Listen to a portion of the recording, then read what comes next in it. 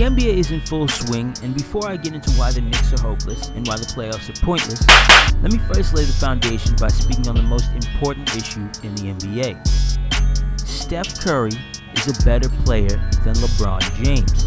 Let me explain. LeBron James is the single greatest athlete in the NBA, and probably the world. However, he isn't the best player in the league anymore. Statistically, that's obvious. You could argue that LeBron's metrics make him better than Steph Curry, but the effect LeBron has on his team is much larger, and that's the reason he's the second best player in the league. LeBron James is a cancer. Yes, every team LeBron goes to improves significantly and wins a championship, but the sacrifices a team makes to accommodate LeBron put them in a place where they're dependent on him and can't recover once he leaves.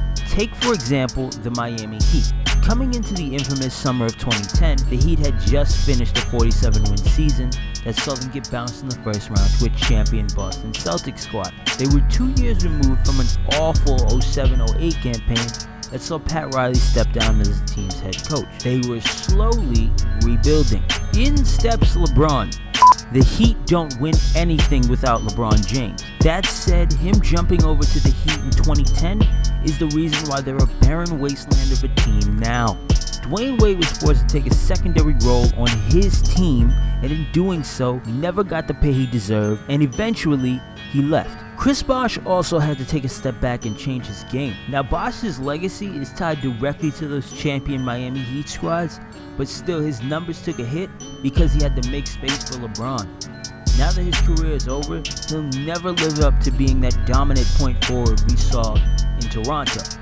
And most importantly, the Miami Heat franchise, which looks hopeless. They neglect their franchise player and lose him. The other superstar can't play anymore, so you lose both of them. All the other pieces they signed to make LeBron work are either too old or weren't good enough to start with, so now they're gone. Now the Heat are reduced to filling up their dead carcass of a team with draft picks, average free agents, and D-League call-ups to get through the year. The outlook for the Heat post-LeBron is dark.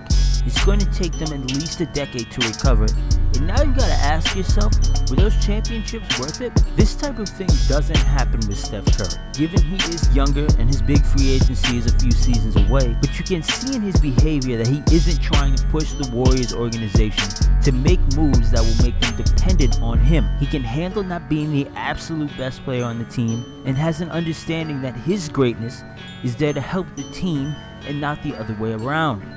LeBron should be the best player in the NBA, but his underhanded tactics and selfishness stop him from gaining that distinction.